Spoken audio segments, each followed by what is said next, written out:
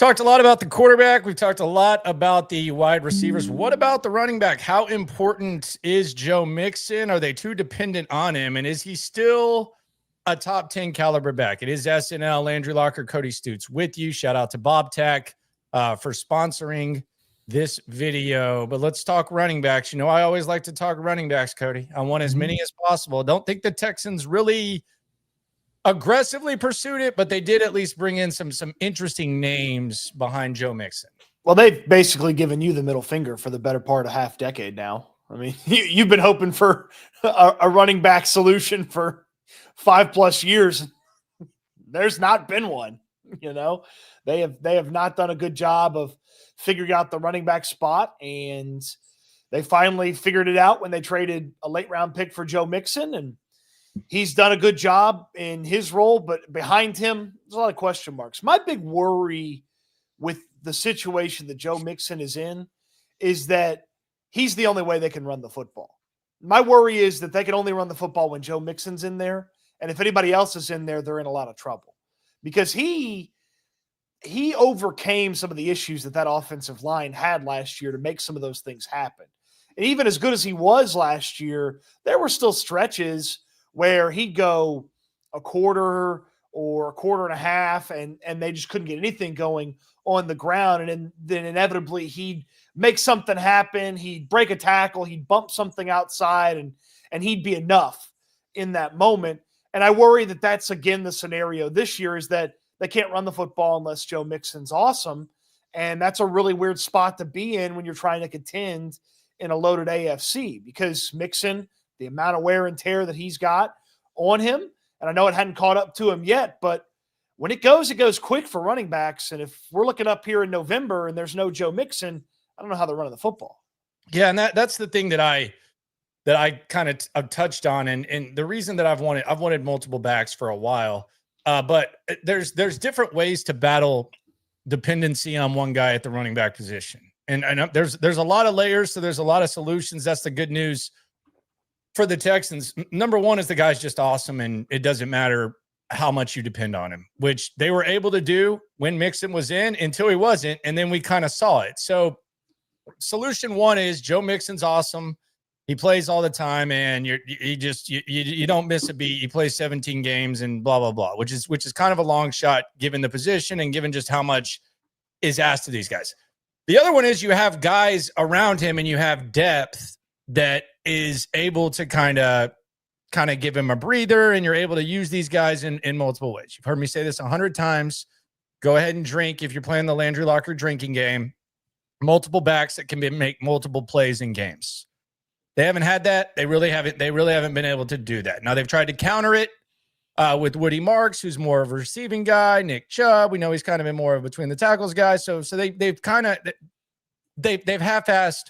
kind of countered that. And then the other one is if Mixon's not in, he's not effective, then the offensive coordinator actually is able to adjust accordingly. And the game that I always point to, I don't want to say, because I feel like I've pointed to like 9 different instances that were like the moment where I got frustrated with Bobby Slowick.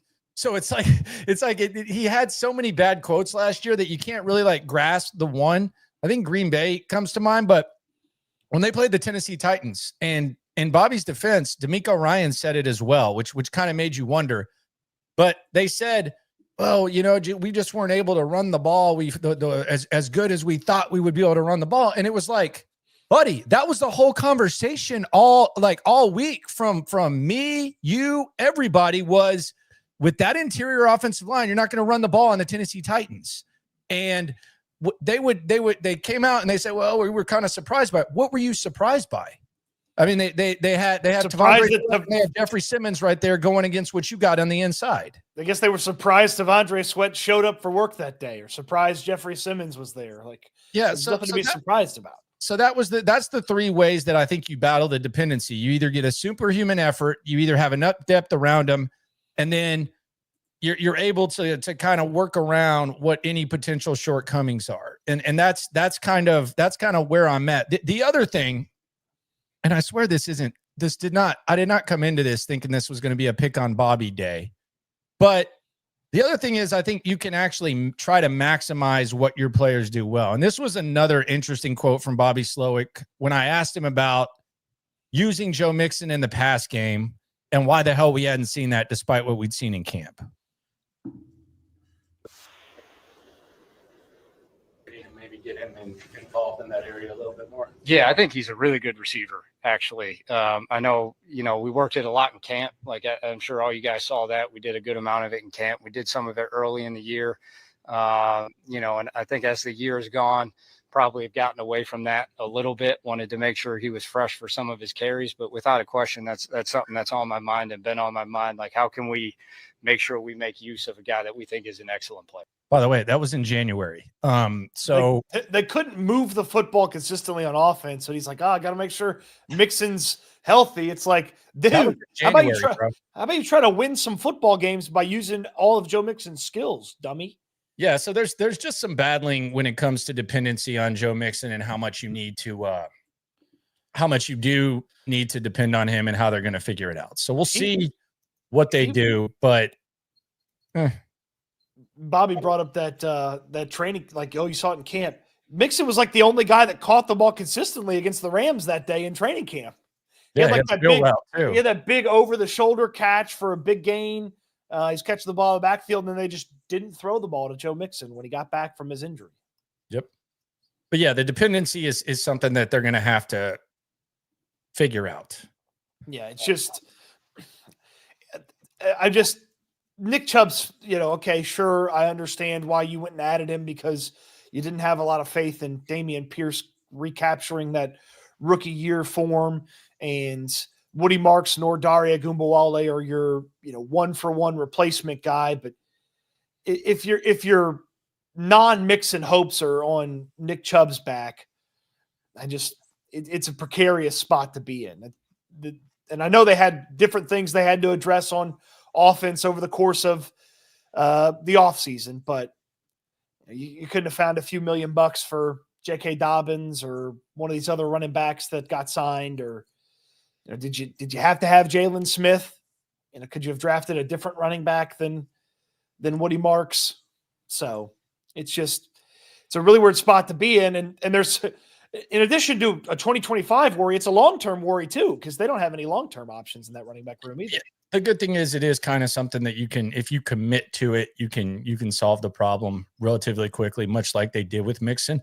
I mean, maybe we're sleeping on Mixon, and maybe we just see what we saw from Mixon last year and we see it over the course of more games. It's just kind of one of those interesting positions that it can fall apart very, very soon. And it's even the elite backs. It would be nice to have guys that can kind of help them out over the course of a game to where you're not asking them to do too much. And I always find it funny when you start talking about usage and stuff, and like people only look at carries.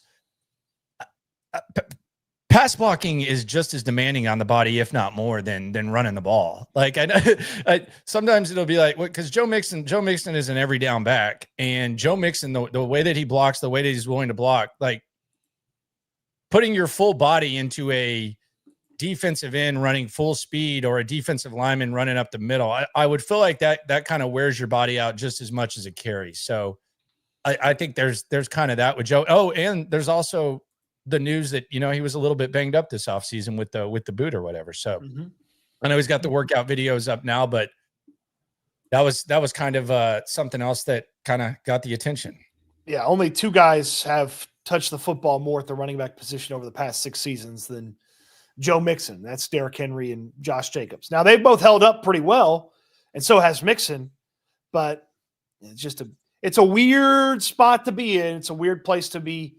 It's a weird risk to be taking when you could have addressed things. And look, and maybe Nick Chubb is way better than I think he's going to be, but just it's a strange place to be. He's got to be involved in the receiving game this year, though. Like that's just unacceptable. Oh, Mixon, you mean? It's unacceptable for that to be your reason in January is insane, especially with all the receivers that got hurt. Like that is just beyond unacceptable for someone with that skill set that has that type of ability to not be used in the pass game. That was very frustrating. One of many things.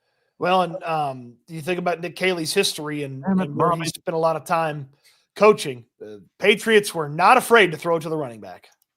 No, and they use multiple backs too. So we'll see if they have the depth, and we'll see what it looks like with Joe Mixon. I mean, in the perfect world, Joe Mixon's a top 10 back, and he produces at a high level, and you're able to rely on Joe Mixon. You could be in a much worse position. Like, we're not sitting here trying to sell you on Dameon Pierce versus Motor. Like, it's Joe Mixon is like, like, I mean, I'm just saying, like, we're not sitting here saying, well, maybe Dameon Pierce this year in the system and Motor, man, he really did it for us. Like, it is at least a step above. So I will say that. It's just, are you asking him to do too much? You know what?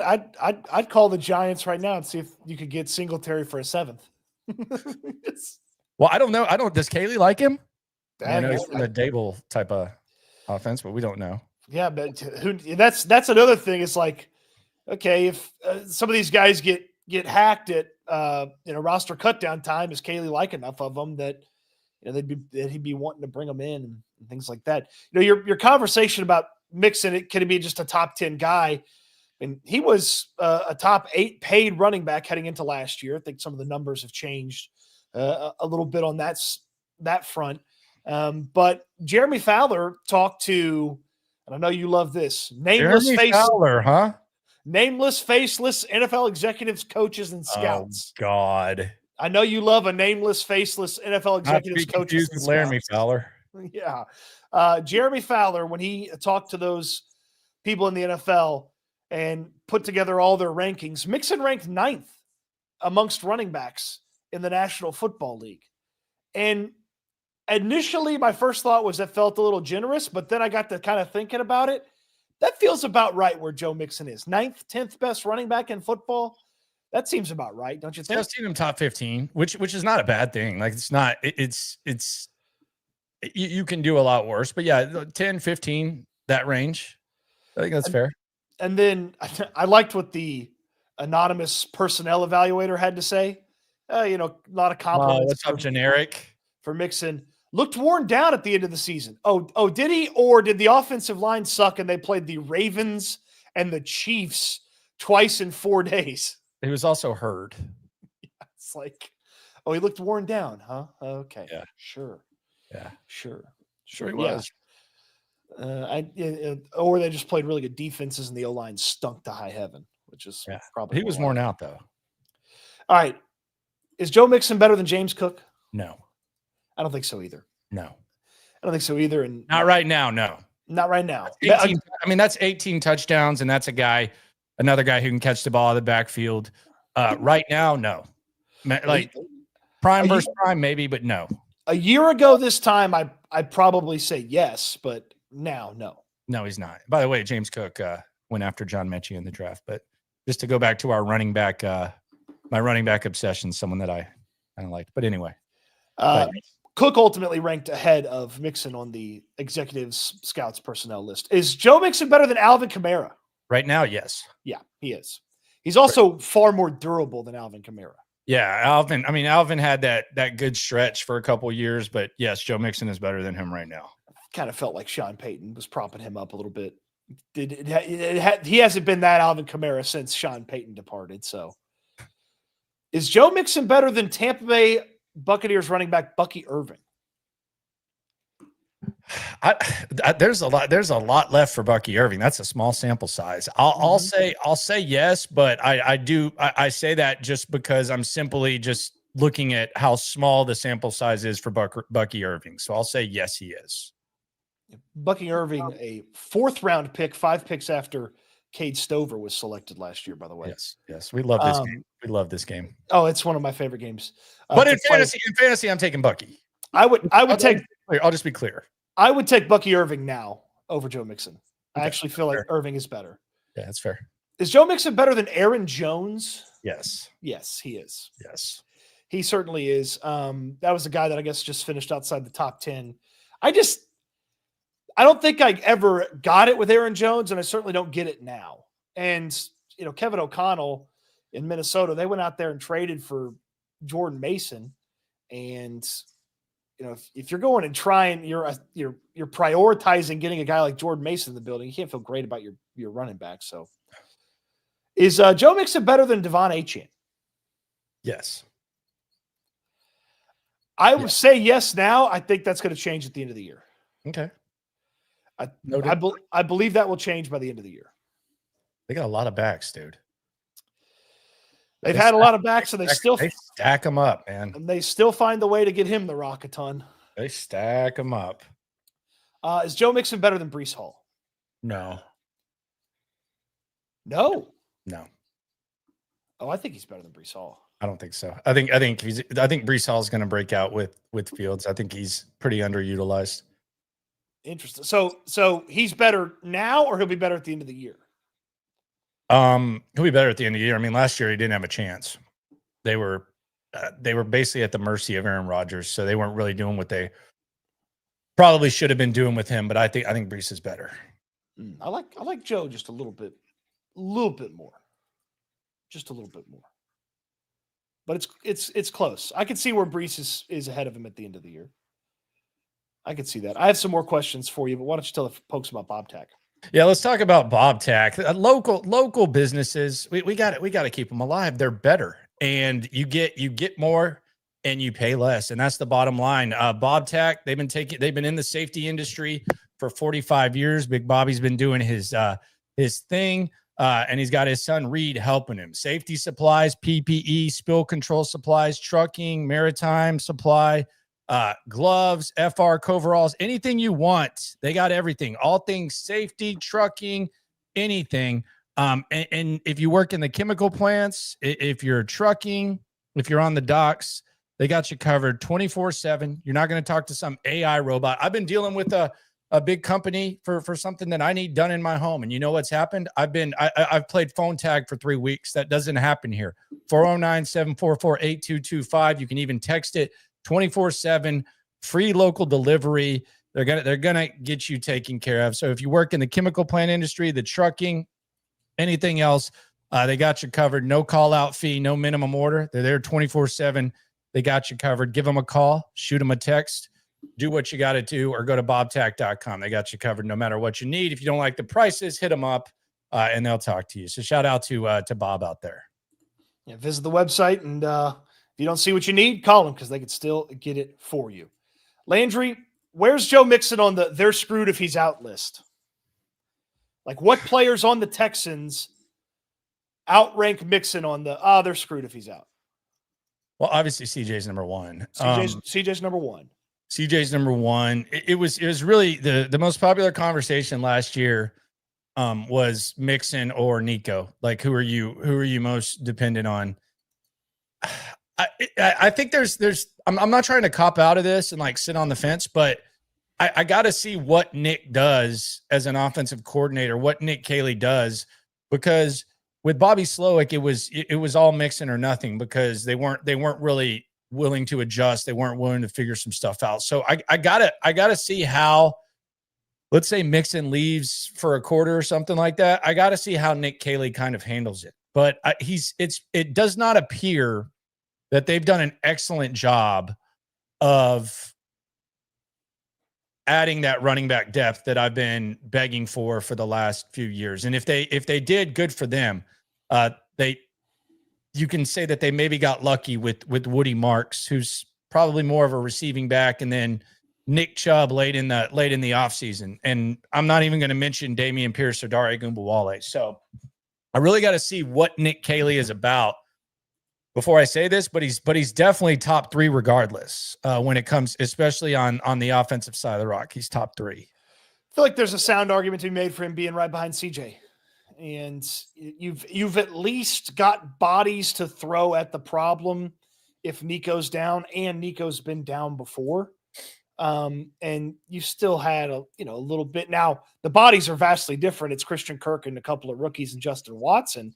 If you don't have Nico, that's different than, hey, Nico went down last year. They had Diggs, they had Tank Dell. It didn't look good, but you had some known quantities, some bodies. If you don't put Nico ahead of him, I'll listen there. But obviously, if Will's out, you have Daniil. If Sting's out, you have Lassiter. Now, there's not a great backup, there. If Sting is out, maybe you're putting Tremont Smith on the field, or you're putting a rookie in Jalen Smith. So it's not great. But, you're not exactly just like, it's not hopeless if Derek Stingley's not there, because you do have Kamari Lassiter, and he was excellent. Well, and you also have one of the best. I think it goes back to what I said about Kaylee. You have one of the best, whatever you want to say about D'Amico on the other side of the rock. You have one of the best defensive coaches in the game, and you also have a large array of talent around him. Yeah. We don't know what Nick Kaylee is. There's reasons for optimism, but we have no idea how he's going to adjust, how he's going to handle it. Yeah, so 2 or 3 is where you probably need to put Joe Mixon. You mentioned the name a second ago, Landry. What is Woody Marks going to do this year? I don't know. I really don't know. He's only, I think it's either a few months older or a few months younger than Dameon Pierce. Yeah, he's been around for a while. He's stockpiled a hell of a lot of catches in his career. He does look he's a little bit bigger than I thought he was. Like he looks kind of like an NFL running back, which I don't know if it's just kind of a stereotype. You think when you think receiving back, the guy's probably going to be a little bit smaller. He does not look smaller, but we really haven't seen him much of him. I don't think that I think it's almost going to have to be a concerted effort to get him involved, like in the pass game or something like that. But I do want to see what it looks like. I just don't have like high hopes for Woody Marks. So it's dangerous to say, well, there were other 4th round backs at that position that felt like they could have been a more complete contributor. And then 10 minutes ago, I was talking about, actually Bucky Irving was a 4th round pick last year, and he rushed for over 1,000 yards for the Buccaneers. So Marks versus a lot of the other 4th rounders and guys that went after him, it's a worthwhile conversation to have, especially if they're still putting Dare Ogunbowale on the field ahead of him. Like if he's on the team and Dare Ogunbowale is on the team and Dare is getting 3rd down running back snaps, then what did you draft Woody Marks for? Like he can't get on the field? And like if they thought he could be the clear backup, I don't know if they look at him as like a between the tackles guy. Almost the way we were talking about the SMU kid, Rashard Smith, that ended up going to the Chiefs. Yeah. So I kind of feel like we might see him a little bit and kind of wonder about that. But we were talking about Rashard Smith and Jaden Blue a lot. One went to the Cowboys, one went to the Chiefs. But this is almost like the same type of vibe that I get, where it's like maybe a specialist and maybe you use him in the pass game. Okay, and I understand that, but for 2 years now, Dare's been their 3rd down guy. I don't get Dare, dude. Like I don't understand it. So, and I think Dare is the biggest beneficiary from my frustration. Like it is my 5 years of frustration of not investing top to bottom in the running back position. Dare Ogunbowale is the biggest beneficiary of it. But I don't get it. They love him. Okay. But well, I'm not, hope's not the right phrase, but it would be nice for the progression of a young player to see the way the roster's constructed and clearly understand that Woody Marks is your 3rd down running back. Well, I mean, what about these guys on the back end? Like it's not crazy to wonder about Jawar Jordan and Taylor or something like that. Like you saw who the hell am I talking to? Who in the hell am I talking to? What are you talking about? Did you get abducted by aliens over the July 4th weekend? Were the lights in the sky not fireworks? Were they alien spacecrafts that abducted you?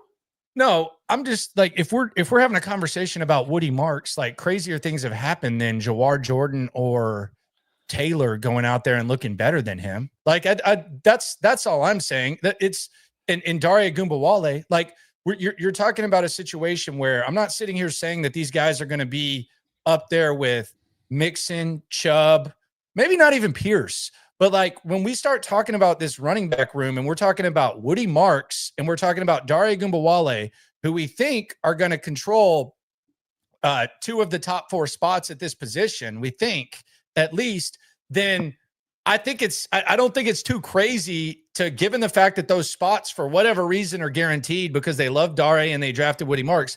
I don't think it's too crazy to think that, okay, maybe this Taylor guy and maybe this And by the way, Taylor actually had some pretty good stretches last year where it was like, okay, are they going to start using him a little bit more? Forget what game it was, but there was the one game where he had a little bit of juice, and then we never really saw him again. I think he was like not even active after. And this is when they were trying to struggle run the ball. And I know you're going to look at the stat and it's a weak ass stat, but it was just like a little bit of something. 6 for 18 against the Jaguars in September. Maybe, yes. It was something like that, but it was like, okay, well, there's a little bit of juice here, okay? Not great juice, but a little bit of juice. And then Jawar Jordan, Jawar Jordan was the most explosive guy in kick return drills for what that's worth. I'm not sitting here saying Jawar Jordan's going to beat out Joe Mixon. I'm saying that if Dare Ogunbowale is guaranteed a roster spot and Woody Marks is guaranteed a roster spot, crazier things have happened and these guys look better than him in camp. That's what I'm saying. Look, you don't have to sell Jawar Jordan to me. I like Jawar Jordan. I like British Brooks.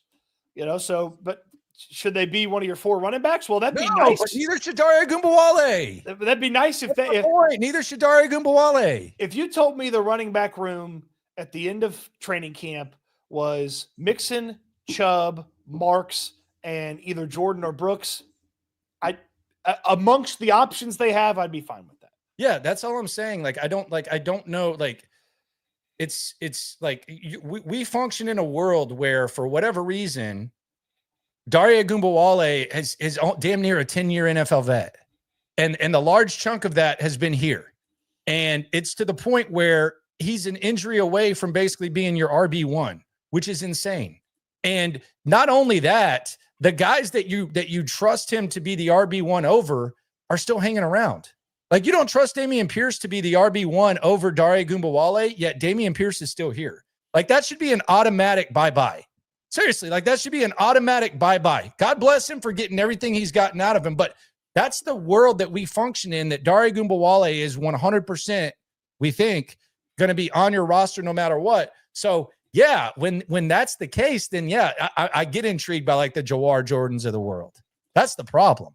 Welcome to the dark side. Welcome to the dark side.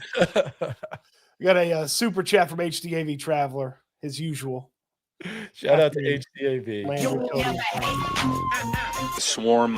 Yeah, so we'll see what the whole thing looks like. But it's just and who does Kaylee? What style does Kaylee like running the ball? Like, does he like big backs? Does he like to use guys out of the backfield? Does he like the workhorse? Does he like to mix it up? We don't know what his rotation is, because with Bobby Slowick, it was basically, okay, Joe Mixon and Prey. No, it was Dameon Pierce and Prey, and then it was like, oh, okay, this Singletary guy's better. This Singletary guy's better, and then it's Singletary, and then all of a sudden it's Joe Mixon. Yeah. There was a comment that, and I know Mike's in here a lot. We were talking about guys that are screwed if they don't have him. We agreed CJ, and then we quickly moved on. Mike's a big Davis Mills fan. He says the Texans would still win the South in 10-plus games with Davis Mills. I mean, I don't know that I totally agree with this. Well, I mean, the Colts, did the Colts win 9 games or 8 games with Gardner Minshew? They won 9, I guess. It was 9. And they were a drop pass away from winning 10, right? Pretty much, yeah. Yeah. I mean, I know it's extreme, but I like Davis Mills, but I don't like him that much. Can he go 500 if CJ misses a month? Yeah. Are you winning the South if CJ can't play? I don't think so. Yeah, I don't want to live that life. I will say that. Like, I don't want to live that life, but yeah. I mean, I think the defense. I don't think Davis wants to. I mean, I think Davis would like to, but at the same time, it's like, let me just be backup extraordinaire. Davis is happy, man.